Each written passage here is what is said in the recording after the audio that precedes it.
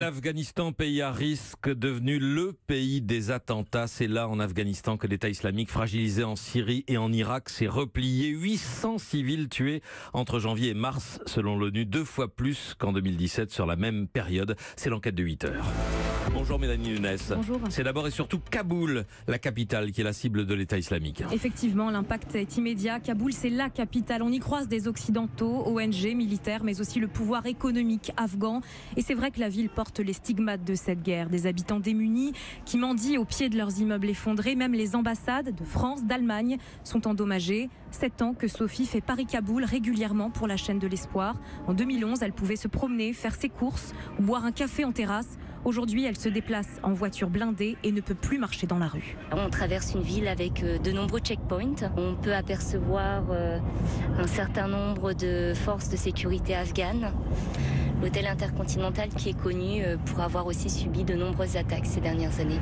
Des hôtels, des hôpitaux, des mosquées et même la semaine dernière, un attentat en plein match de cricket. 8 personnes, dont des enfants tués sur le coup et des assaillants à peine majeurs. Sabera est l'une de leurs victimes, 72 ans, 1 mois qu'elle n'est pas sortie de chez elle. Ils sont si jeunes, 16, 14 ans. Ils sont partout autour de nous. On ne peut pas les reconnaître, mais sans soutien, ils ne pourraient rien faire ici. Et le constat chiffré de l'ONU est effrayant. 800 civils tués en l'espace de 3 mois et pas moins de 400 enlèvements par mois, selon les autorités, car cela rapporte beaucoup d'argent. Quel est le mode opératoire des recrues de l'EI ?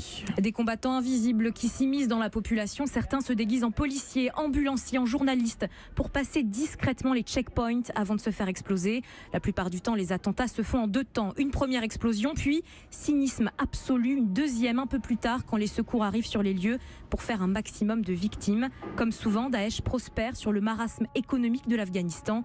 Beaucoup de recrues s'enrôlent pour l'argent, explique Mati, qui a réchappé à 3 attentats. Puis ça arrivait jusqu'à 8 attentats dans le même jour, dans le même quartier. En fait, le moindre tarif qu'il paye pour quelqu'un qui est nouvellement recruté, c'est $350. Alors qu'ici à Kaboul, il y a des jeunes qui sont prêts à travailler pour 3000 Afghans, moins de $50 par mois. Donc si on arrive à leur donner un emploi stable, qui va faire du mal à son pays ? Du travail, seule solution pour que la jeunesse ne se retourne pas contre son pays. 1 Afghan sur 3 est sans travail. Les civils peuvent-ils fuir cette terreur imposée par Daesh ? Eh bien, les routes de l'exil sont de plus en plus risquées. Daesh contrôle les accès routiers, pose des mines, kidnappe ceux qui s'y aventurent, raconte Asma Tolo, père de 9 enfants qui habitent dans la région du Panchir, à l'est du pays. La sécurité n'est plus garantie. J'aimerais fuir d'ici, mais le trajet pour partir est dangereux. On peut aussi se faire attaquer, mais on est prêt à prendre les risques. Alors tout le paradoxe, c'est que l'Afghanistan est considéré aujourd'hui comme un pays sûr par des États européens comme l'Allemagne ou la Suède. En 2016, selon Amnesty, près de 10 000 Afghans ont été renvoyés à Kaboul depuis l'Europe, dont plus de 600 au départ de la France. Enquête de 8 heures de Mélanie Nunes. Merci Mélanie.